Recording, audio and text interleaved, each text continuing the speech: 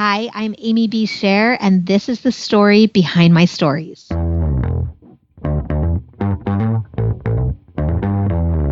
You're listening to the Author Stories podcast, bringing you the story behind the stories and the storytellers. Margaret White, Scher Brooks, Sheena Kamal, Matthew Quick, JT Ellison, Walt D. Williams, Brad Thor, Corey Dr. O, Brandon Sanderson, Robin Mom, Ernest Klein, Jim Butcher, Sherwin Harris. Visit hankgarner.com for archives of all the shows. Today's guest is AmyBScher.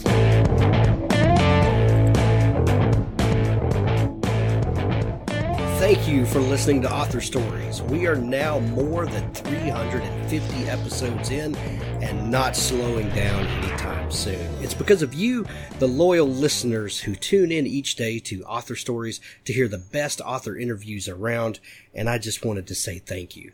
On the right-hand sidebar of the website at hankgarner.com, you can find links where you can subscribe to the show, and it helps other people find the show. The more people subscribe, the higher we go in the rankings, and the easier people find us. I'd like to thank some sponsors this week for helping us bring the show to you. I, your humble host, have a brand new book out. It's called The Pandora Codex. Oliver Weber, Book 1, A Closely Guarded Secret, A Stolen Artifact, and a Madman Trying to Open a Portal to Hell. Can Oliver Weber become the hero he's meant to be? Pick up the Pandora Codex now. It's the first book in the Oliver Weber series. The second book, Jacob's Ladder, comes out very soon. Go ahead, dig into this series. Grab it now. You won't be disappointed. My friend Patricia Gilliam has a new series called Series Craft 101, and she has a series of books, the Fictional Character Creator Workbook, Setting and World Building Workbook. If you are looking to put together a long-running series like Patricia has done, these are some things that she's learned and that she can help you to get on top of that makes managing a long series much easier. Go check it out. There's a link in the show notes, and we'll be talking about it more. Bocara Brumley has a new book called Imani Earns Her Cape. It's a middle grade novel. You might have heard us talk about it on the show just a week or so ago when Bocara was on. 12-year-old Imani should be celebrating the most important day of her life by eating myrfruit, casting flying spells, and laughing with her mother, but there's just one massive problem. Her mother's been kidnapped by a giant troll, and now Imani is lost in the Fey realm with no way home back to Virginia. Completing her rite of passage alone is inadvisable, but if Imani doesn't want to lose the only family she's ever had, she may have no choice. Transportal train travel, underwater cities, submarines, sea dragons, and unexpected family all combine in Imani Earns Her Cape. Thanks for listening to the show. At the end, as always, we have an audiobook clip from my friend Richard Gleaves, the Jason Crane series. Well, thanks for joining me again for the Author Stories podcast, where I bring you the story behind the stories and the storytellers. Today, I'm really excited to have Amy Scher on the show with me today. Amy has a fantastic new book that comes out tomorrow, but it's up for pre-order, so you can put your order in now and have it delivered to you tomorrow when it releases. And it's called This Is How I Save My Life, a true story of finding everything when you are willing to try anything. Welcome to the show, Amy. Thank you so much for having me. I'm excited to have you. This book, well, first off, the cover art is gorgeous, and it really sets the tone for the book, and it's what a fantastic read. So I'm anxious to talk to you about it. Thank you so much. I'm so glad you love the cover because, as you know, covers are their own journeys, right? But I'm happy with how it came out. Well, and they're so important nowadays, especially. You know, the old adage is never judge a book by its cover, and while that may be a nice platitude, that does not hold up in our Amazon world where people buy covers based on a thumbnail. I know. Yeah. So, but you know, that's a different discussion for another time. But I'm guilty of it too. I always look at the covers and decide about the book. So well, yeah, absolutely. So, anyway, congratulations on that. Thank you. Before we get into our discussion, we begin each show with the same question. And that question is, what is your first memory of wanting to be a writer or storyteller? That's a great question. When I was little, maybe like 8 or 9 even, I would write poems, and I thought I wanted to be a poet. It's funny now looking back as an adult, I wouldn't even know where to start with a poem, nor would I have any desire to write poetry. But that's where my writing started, and I always wanted to be a poet. And then as I got into my teenage years, I kind of forgot the dream of being a writer, and I wanted to be a veterinarian for a while. Then I wanted to be a housewife. Then I wanted to be something else. And I didn't come back and sort of into writing until like really my late 20s when I sort of fell back into it and it felt good again. So I think I ebbed and flowed in my desire to be a writer, but it definitely started when I was young, dreaming of being a poet. So it turned out a little bit differently, but I'm fine with it.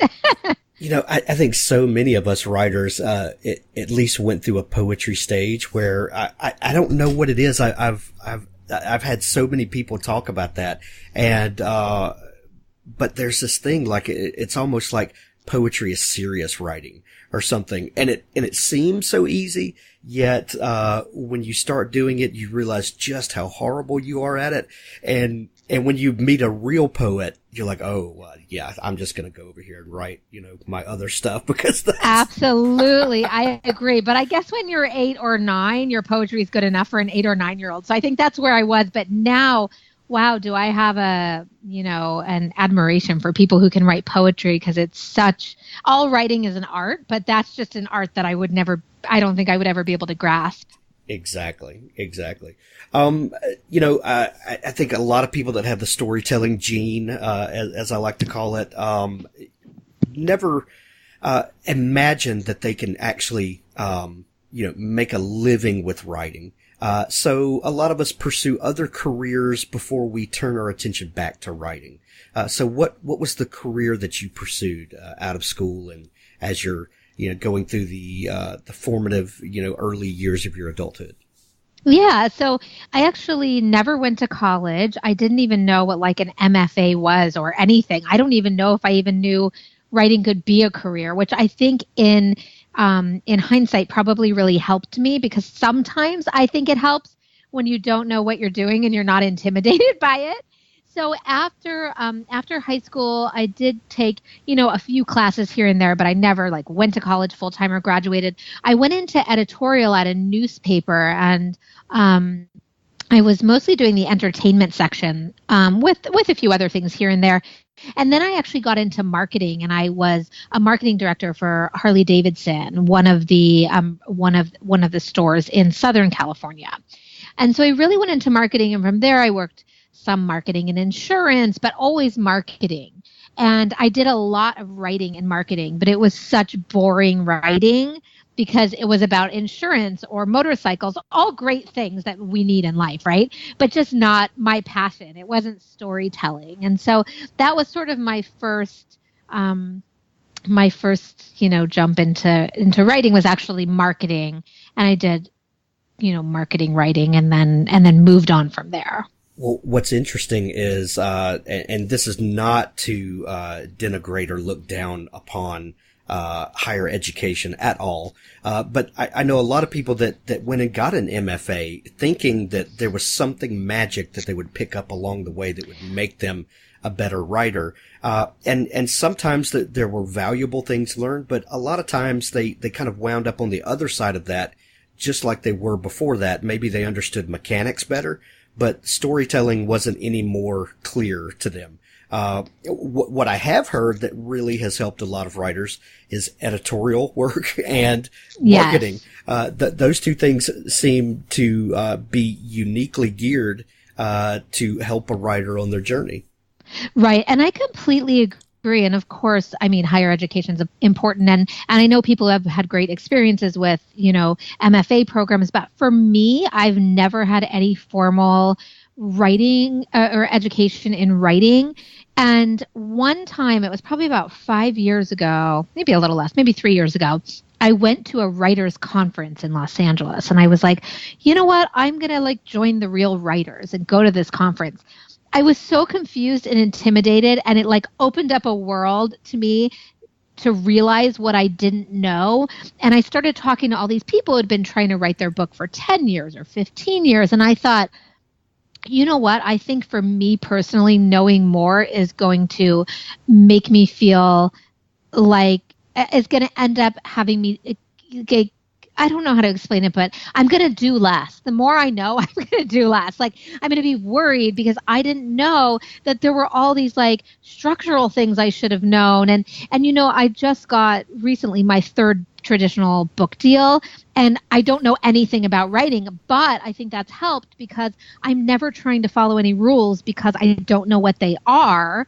And that's allowed me to really just write books that I think the reader connects with, that I think that feel good, that come naturally from me. And again, it's not everybody's path, but for me, that one day, and I left after a few hours, but that writers conference showed me that if I started at that point looking at what I never learned, it was going to cause me to backtrack when I was already well on my way to being where I wanted to be. So I think, it probably depends a little on personality too.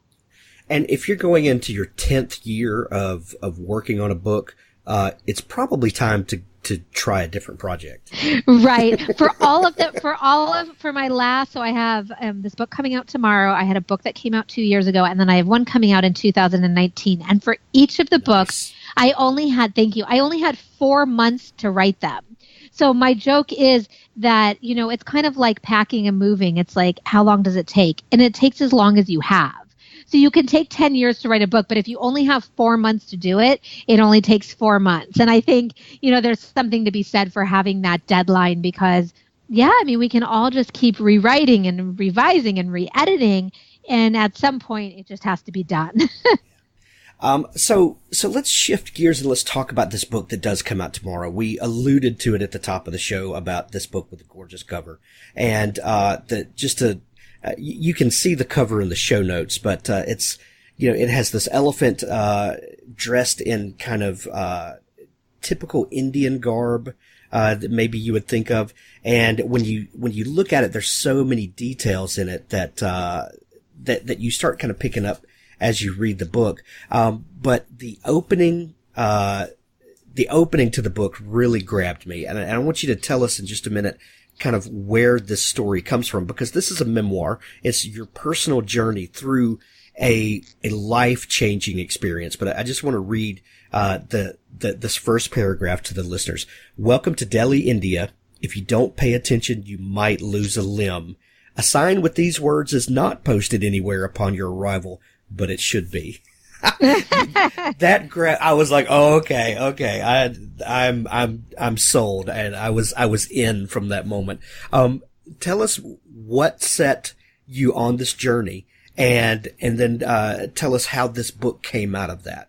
Sure. So I love that you love the first paragraph because I am one of those horrible readers that if I don't love the first page, I can't give the book a chapter. So I had to write the book for people with attention spans like me. And I'm not saying you have an attention span like me, but I just love to hear. I promise. I do. Okay, good. I just love to hear that the first paragraph caught you because that was my biggest goal for the book and to just keep that going. So this book came from my journey with almost a decade of dealing with very chronic illness called Lyme disease. Most people on the East Coast probably know about Lyme disease, and although awareness is getting better, many people still don't know. So at some point I was bitten by a tick, and it transferred to me a bacteria that caused Lyme disease. And typically, if you're bitten by a tick and you get Lyme disease, if the tick is infected with it, you get on antibiotics quickly, and typically if that happens, you're fine. But I never knew I was bitten by a tick, which is very common. And so the bacteria actually infiltrated my entire body and caused brain lesions and nerve damage and heart inflammation and many, many different symptoms that caused me at points in my life to be bedridden. And this journey of going to India for an experimental medical treatment was part of the experience of having Lyme disease for me. So I was treated in the United States. No doctor could help. I had gone through all of these crazy things, which I outline in the book. And I ended up finding out about an experimental treatment in India that my doctor told me might kill me. but I went anyway because maybe part of me knew it would turn into a good book one day if I lived. So I went anyway, and a lot of the book is set in India, but I tell my story through that sort of backdrop of being in India and fighting for my life and all that came before it. And I got through that entire journey. And when I came out on the other end, I don't know if I'm getting ahead of myself, but I had really gained so much more than medical treatment. And the medical treatment turned out to be a very small part of my overall healing. But that's why the subtitle is a true story of finding everything when you are willing to try anything. Because the ultimate lesson for me, and I think this goes with writing too, is the more open you are, the more relaxed you are, the more you're willing to embrace whatever comes your way, the better things turn out in the end. And so this book is my story of all I found along the way. Amy, where did you grow up? So I grew up in Ventura, California, which is smack dab in between Los Angeles and Santa Barbara. Okay. Do you know where you contracted Lyme disease? I do. So I contracted Lyme disease in an adorable Shangri-La little town called Ojai, which is about 45 minutes north up in the mountains past Ventura. And it's full of lots and lots of trees and lots of grass and lots of hiking. And ticks can tend to hang out in those places. Although, many people now believe that Lyme disease can be contracted from flies and fleas. So, there's, that's where I sort of tracked it back to. But there are many places that you can get it.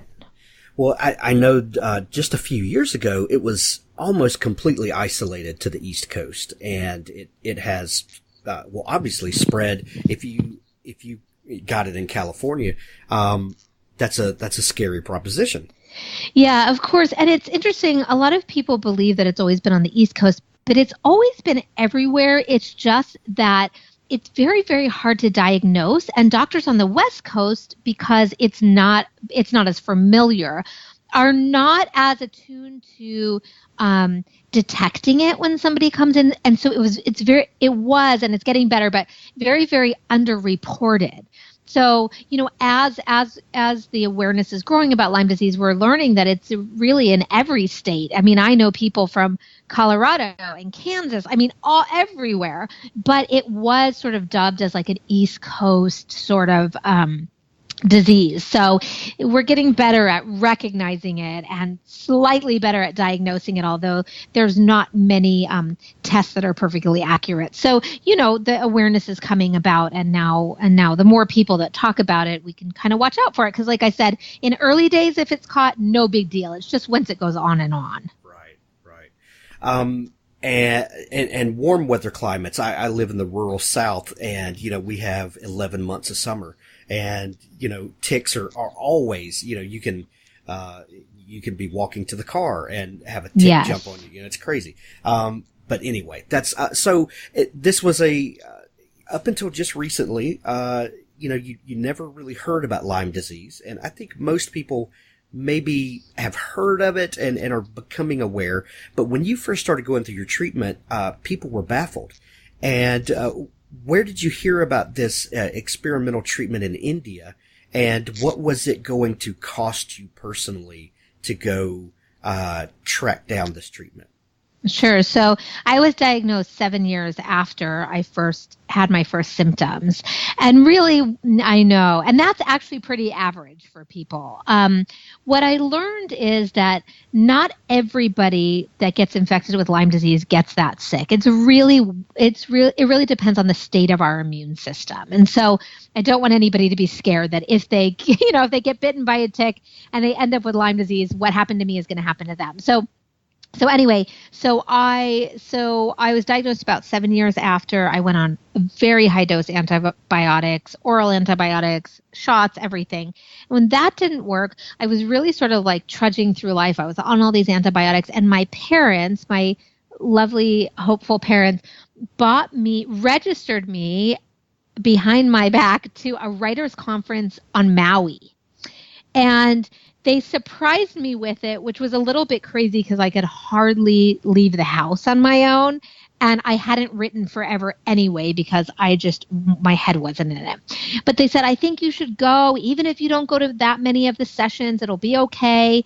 You could just relax there. So anyway, I made it to Maui, which was not an easy feat. And I spent 99% of the time, I think, in my room taking antibiotic shots and resting, and then trying to get up enough energy to walk down the hallway corridor to get to a session or two. And at that conference, I met a woman who had just returned from India after getting a stem cell transplant there. So it was one of those things where if you're open and, maybe you'll meet the right person or the right thing will happen. And so she had received stem cells for a spinal cord injury. It was a totally different thing. But we started talking and she mentioned to me, the doctor in India knows about Lyme disease. And I was thinking, yeah, right. Half the doctors in the United States don't know about it. What are the chances? And so I ended up contacting the doctor. And as for the price tag, most people will probably gasp. At the time, it was $30,000 for an 8-week treatment, which included the treatment and room and board, which sounds like a lot to somebody who isn't chronically ill. But for me, so much of my treatment wasn't covered by insurance. There are a lot of gray areas with Lyme disease treatment. And because it wasn't covered, my family had already spent like over $150,000 out of pocket for medical bills. So this seemed like, if it worked, would be the deal of a lifetime, even though, again, I know how crazy that sounds to somebody who's not in this world. And so that was the price tag. And by then we weren't able to do it financially. So I went to family and friends and did fundraisers to raise the money for it. Sure. What was so groundbreaking about this treatment? So what was so groundbreaking was that they didn't do it in the United States. They weren't doing this type of stem cell transplant. And in addition, the stem cell work they were doing at the time and still are doing at this time in the United States, you have to have certain conditions that are approved by the government, basically, in order to be able to utilize the treatment. So just like certain medications are only set for certain conditions, it is the same for, like, if a lot of people now will freeze cord blood or stem cells from when a baby is born. But when you go to use those stem cells, you can actually only take them out of the bank and use them for certain conditions that are approved on sort of a government, like an FDA approval, or I think it is the FDA that has a list, but basically you can't use it for anything you want. So I didn't have access to a lot of medical treatments that might have worked because I didn't have a disease that it had been necessarily studied with or approved for, if that makes sense. And other countries have regulations, such as India has a regulation, the Indian Health Council has a regulation that if you are deemed incurable, if what you've done has not cured you, you can do something experimental. That's not true in the United States. So a lot of other countries have much, much more lenient regulations. And that's why I went to India. Gotcha. But this book is about so much more than an experimental medical treatment. As an American seeking to find health and healing, you went to a world, if you will, that was like another world to you. One thing I love about this book and the way you write is your sense of humor. Sometimes it seems a little dark humor. Sometimes it's a little self-deprecating. But I absolutely love that. I love when a person can see the humor and the levity in the midst of some daunting, dark time. First off, tell me about the importance of having a little levity in the story, a little humor, and tell me about, this kind of other world, to a typical American who discovers what the rest of the world is like, in the midst of seeking healing. Of course. So the humor was really, really important to me because I decided, and I just naturally have a fairly good sense of humor about miserable things because that's sort of a way that we can make life a little easier for ourselves if we think it's funny when it's not. So that was natural. But also, when I was thinking about writing this book and when I started writing it, and even before I actually wrote the whole book and I was selling it through my agent, I knew that nobody who was really sick would want to read a book about just a really sick person, a depressing book. And I knew that anybody who wasn't really sick wouldn't want to read a depressing book about a really sick person. So I really set out to make sure that it was so much more, that the illness part of the story was just sort of the factual part, and that was there because that was the whole reason I was on this sort of path. But it needed to be lighter or no one would want to read it. Like, who wants to read a depressing book about somebody that's trying not to die? Nobody. And so that was very, very important to me. And when I went to sell the book and I was having meetings with publishers that were interested, I really got that across. And I think that helped in selling the book. And then as far as this new world, I also had to have a sense of humor about that because as somebody, especially used to the medical community in the United States, not just the culture here, but the medical culture and the ease of just like buying something at the store or getting something delivered, or just the ease of sort of everything we have at our fingertips here was gone. So not only did I not feel good, did I not know if this treatment would kill me or cure me, but now I'm in a new world where the internet doesn't work and sometimes I don't have hot water, and I was living with a rat in my hospital room at some point. And when I would try to go to the grocery store, like the grocery store it's not like organized in aisles there. It's just like all the foods just sort of like stacked up on top of each other. And, and I was used to eating organic and all of this stuff. And there it was like, I couldn't even read the labels because it wasn't in English. And so it was such a different world in it. And I struggled a lot with it. And one of the things that I learned that helped me turn the corner was not to fight against it. I had to just be like, okay, I'm here. And some days I won't take a shower because there's no hot water. And maybe I'm living with a rat in my room, but I guess I have a new roommate. And maybe I won't eat anything organic and for 8 more weeks, but at least it's not in English and I won't know about it.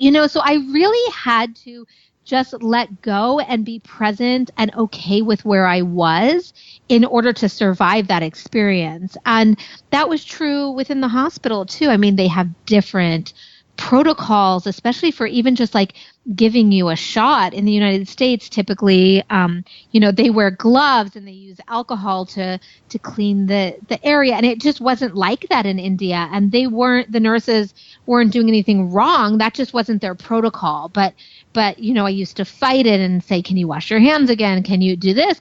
And at some point I just decided that I was going to look away when they did any medical procedure on me, because you know what? That's how they'd been doing it for a long time. And I wasn't going to be the entitled American who came in and changed their ways. And so it was very hard for me to adjust to. But as the weeks went by and I had meltdown after meltdown, I just decided that I was going to live in their world instead of make it convenient for me and comfortable for me. And that helped me so much. Amy, this is a very powerful book, and it's very poignant. One thing that I noticed about reading this is there doesn't seem to be a wasted page, and I mean that by in that the story moves at a very engaging pace. It's a page turner, for a memoir. You really grab, like I said earlier, you grabbed my attention on page 1 and you kept me flipping through to find out what happens next. In writing memoir, how do you ensure that you include the important parts while keeping the story moving forward, to keep the reader engaged? That's a tough one because as writers, we always want to write everything, right? And as a reader, we only want to read the important things. So there were a couple of things that I kept in mind. And one of the things that I learned early on was that I had to write the entire story for myself, all parts of it, even parts that I knew probably wouldn't end up in the book. So I felt like the whole story was out there. And then I went back later over and over and decided what didn't need to be there. But when I started to try to only write the important parts, it was too hard and I battled with it too much. So I needed to write the story, even if it was just for myself, to really get everything out there. And then, you only have so many pages, so you have to choose. And what helped me were two things. One, several rounds of edits. I remember my very last round of edits, I was cutting things out with no pages and pages with no problem, that just a month before, on the edit round before, I was completely unwilling to part with. And so I think we need time in order to do that, in order to come back and look at it again and really decide how important it is. And then I think the other thing that helps is asking somebody else, which can be really hard. So I actually asked my wife, who is a film trailer editor.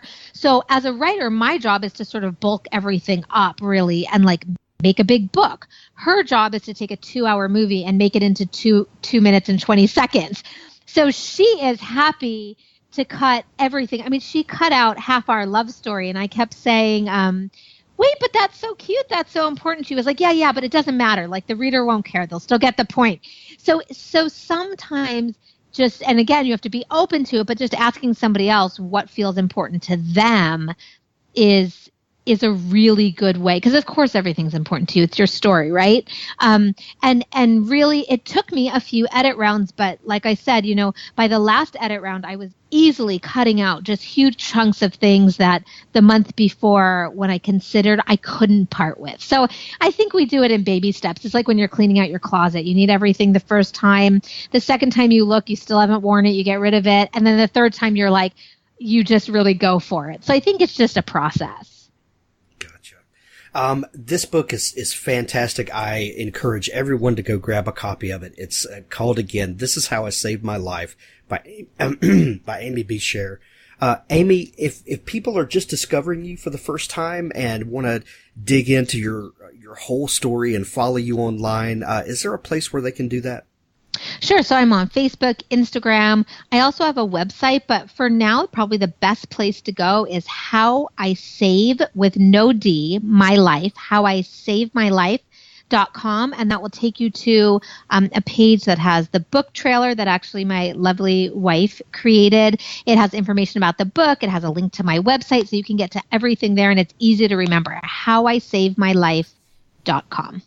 Perfect. And I'll put a link to it in the show notes. Amy, I hope you have a ton of success with this book. It launches tomorrow, everybody. It's up for pre-order now on Amazon. Go grab your copy. Thanks for coming on the show, Amy. Thank you so much. Thanks for listening to the Author Stories podcast. For more great author interviews like this one, go to hankgarner.com and dig through the archives. There's something there I know you'll love. Now stay tuned for a special audio clip from Richard Gleaves' The Jason Crane series. What in the name of Carl Sagan was he doing in the cemetery on Halloween? What was he thinking? He whirled, expecting the Headless Horseman himself to be waiting on the road ahead. Or was he lurking behind? He wanted to run, but now the bridge ahead worried him. Doesn't the horseman haunt bridges? Could he avoid crossing it somehow? It terrified him. Why?